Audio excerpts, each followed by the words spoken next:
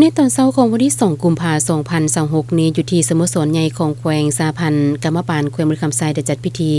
สมถ่ายทอดสดโฮมสุมนุมใหญ่เฉลิมฉลองวันสร้างตังสาพันธ์กรรมบาลลาวครบรอบ70ปีที่1กุมภาปี1956หาที่1กุมภาพันธ์2026ที่จัดขึ้นอยู่นครหลวงเวียงจันทน์โดยมีสหายวันเลือนปุ๋ยไมนี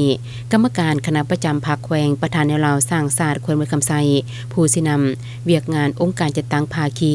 มีคณะบริหารงานสาพันธ์กรรมบาลแขวงสมาชิกกรรมบาลจากแผนกการกลุ่มกองห้องการออมค้างแขวงเขาร่วมจำนวนลงลาย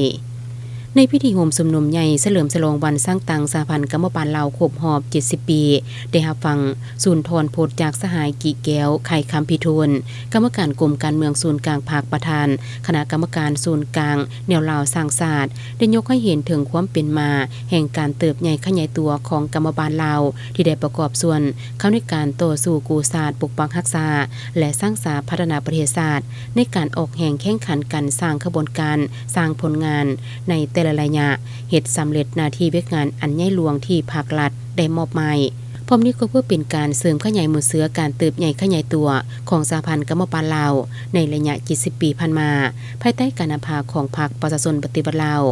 วันที่1กุมภาพันธ์ปี1956โดยภายใต้การนำพาที่นำของพรรคประชาชนปฏิวัติลาวศูนย์กลางพรรคได้มีมติตกลงสร้างตั้งห้องการกรรมบาลขึ้นอย่างเป็นทางการอยู่เขตที่มันการปฏิบัติที่แขวงหัวพันและได้มอบให้สหายสีสมพรโลวันไซ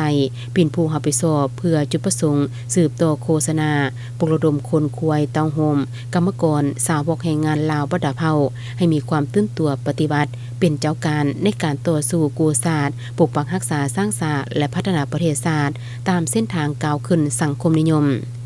ตลอดระยะ70ปีผ่านมาสหพันธ์กรรมบาลเราได้เอาใจใส่จัดตั้งพันขยายแนวทางแผนนโยบายของพรรคและแผนพัฒนาเศรษฐกิจสังคมแห่งชาติของรัฐมติกองประชุมใหญ่ผู้แทนกรรมบาลลาวทั่วประเทศแผนพัฒนาเวียกงานกรรมบาลลาวกฎระเบียบของสหพันธ์กรรมบาลลาวยังมีหัวคิดปริสร้างและเข้าสู่ขบวนการตัวจริงในแต่ละระยะเห็นให้สหพันธ์กรรมบาลลาวเติบใหญ่ขยายตัวขึ้นอย่างบ่หยุดยั้ง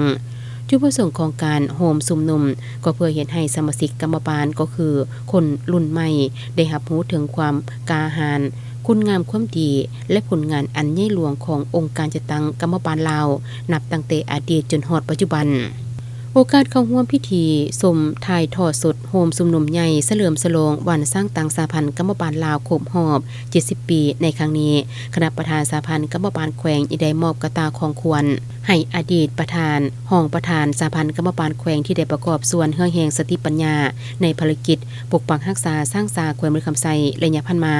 พร้อมนั้นสมาชิกกรรมบาลก็ได้ตื่นตัวประกอบส่วนบริจาคเลือดด้วยความสมัครใจจำนวน29ทานยิง7ทานเพื่อช่วยเหลือเพื่อนมนุษย์ด้วยกัน